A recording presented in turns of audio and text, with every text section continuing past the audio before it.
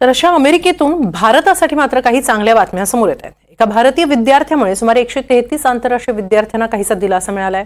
तर भारतीयांसाठी अमेरिकेचा प्रवास काही प्रमाणात स्वस्त झालाय। तसंच सध्याच्या व्यापार युद्धात भारतीय उद्योग जगताला काही सवलती मिळण्याच्या दृष्टीने हालचाली देखील सुरू आहेत। त्याबाबत एक महत्त्वाची बैठकही अमेरिकेत होणार आहे। पाहूया अमेरिका भारतासंदर्भातल्या या महत्त्वाच्या घडामोडी एकाच रिपोर्टमध्ये। अमेरिकेत आंतरराष्ट्रीय स्थलांतरित विद्यार्थ्यांना ट्रम्प यांच्या काही निर्णयामुळे जोरदार दणका बसला होता। ट्रम्प प्रशासनानं काही आंतरराष्ट्रीय विद्यार्थ्यांना कोणतीही पूर्वसूचना न देता त्यांचा व्हिसा रद्द केला होता। 4 एप्रिल रोजी भारतीय वंशाचा 21 वर्षीय विद्यार्थी क्रिश लाल इस्सारदासानी याचा F1 व्हिसा कोणतीही पूर्वसूचना न देता रद्द करण्यात आला। क्रिश विस्कॉन्सिन मॅडिसन विद्यापीठात कम्प्युटरचं शिक्षण घेतोय। तसंच SEVIS डेटाबेसमधून त्याला वगळण्यात आलं। ही प्रक्रिया अचानक आणि गुप्तपणे करण्यात आल्यानं क्रिश याला त्याचं मत मांडण्याची संधीही मिळाली नाही। ही बाब विद्यापीठाच्या वकील शबनम लोटफी यांना कळताच त्यांनी न्यायालयात धाव घेतली। 15 एप्रिल रोजी फेडरल न्यायाधीश विल्यम कॉनले यांनी त्यांची तात्पुरत्या स्थगितीची याचिका मंजूर केली। क्रिशला ताब्यात घेऊ नये, व्हिसा रद्द करू नये असे आदेशच अमेरिकन गृह विभागाला दिले। दरम्यान या निर्णयामुळे सुमारे 133हून अधिक आंतरराष्ट्रीय विद्यार्थ्यांना मोठा दिलासा मिळालाय। विविध विद्यापीठांमध्ये हे विद्यार्थी शिक्षण घेत आहेत। या प्रकरणात सेव्हिस हा एक मोठा मुद्दा आहे। अमेरिकेत शिक्षण घेण्यासाठी येणाऱ्या विद्यार्थ्यांसाठी सेव्हिस अर्थात student and exchange visitor information system ही एक महत्त्वाची प्रणाली आहे। या प्रणालीत विद्यार्थ्यांची माहिती नोंदवलेली असते।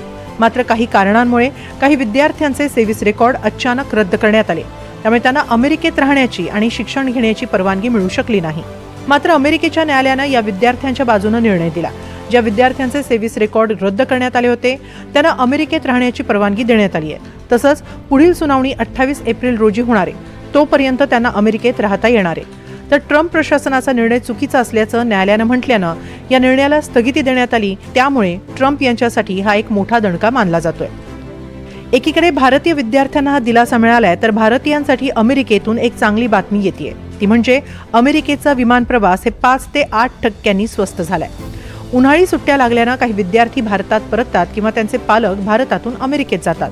त्यामुळे मागणी वाढली आहे आणि याचा परिणाम तिकीट दरांवर होताना दिसतोय। सर्वाधिक घट ही मुंबई ते अमेरिकेतील न्यूयॉर्क, सॅन फ्रान्सिस्को या शहरांच्या विमान तिकिटात दिसून आली आहे। 12 मेसाठी मुंबई न्यूयॉर्क तिकीट दरात आतापर्यंतची निचांकी घट पाहायला मिळाली आहे। लंडन मार्गे न्यूयॉर्कसाठी तिकीट दर आहेत 37,000, बंगळुरू ते न्यूयॉर्क 77,500 रुपये, तर दिल्ली न्यूयॉर्क दर आहेत 1 लाख रुपये। 12 मे ते 29 मे दरम्यान प्रवास केल्यास हे असे दर असणार आहेत। तर परतीचा प्रवास 85,000 आहे।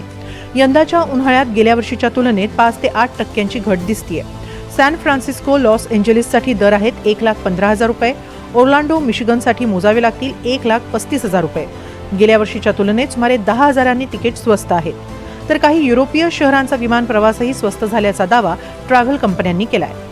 हा विमान प्रवास स्वस्त होण्यामागे जशी मागणीतली वाढ आहे तशीच ट्रम्प यांची काही धोरणंही याला कारणीभूत असल्याचं मानलं जात आहे। ज्यांच्याकडे कायदेशीर व्हिसा आहे त्यांच्यासाठी हा विमान प्रवास स्वस्त असणार आहे। तर दुसरीकडे भारतीयांना अमेरिकेकडून आणखी काही सवलती मिळू शकतात, त्या म्हणजे व्यापारात।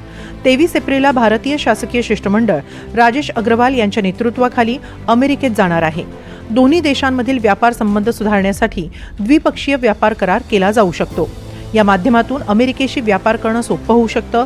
वाढलेल्या टॅरिफ दरांमुळे होणारा परिणाम सौम्य करता येऊ शकतो।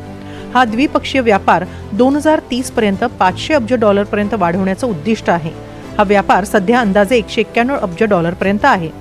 कराराचा पहिला टप्पा सप्टेंबर-ऑक्टोबर 2025 पर्यंत पूर्ण करण्याचा प्रयत्न आहे। यापूर्वी मार्च महिन्यात अमेरिकेचं शिष्टमंडळ भारतात आलं होतं।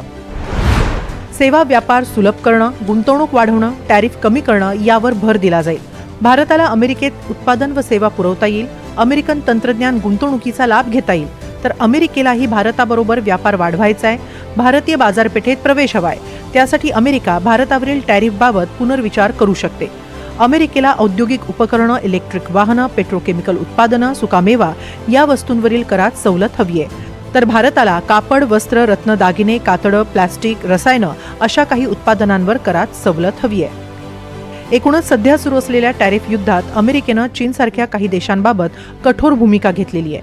मात्र चर्चांच्या माध्यमातून भारताबाबत अमेरिकेची भूमिका मवाळ आहे. त्यामुळे सध्या भारतीय व्यापार जगतासह उद्योग जगतासाठीही ही सुवर्ण संधी ठरू शकते. त्यामुळे अमेरिकेतील वाटाघाटींवर आता लक्ष असेल. Bureau report, NDTV Marathi.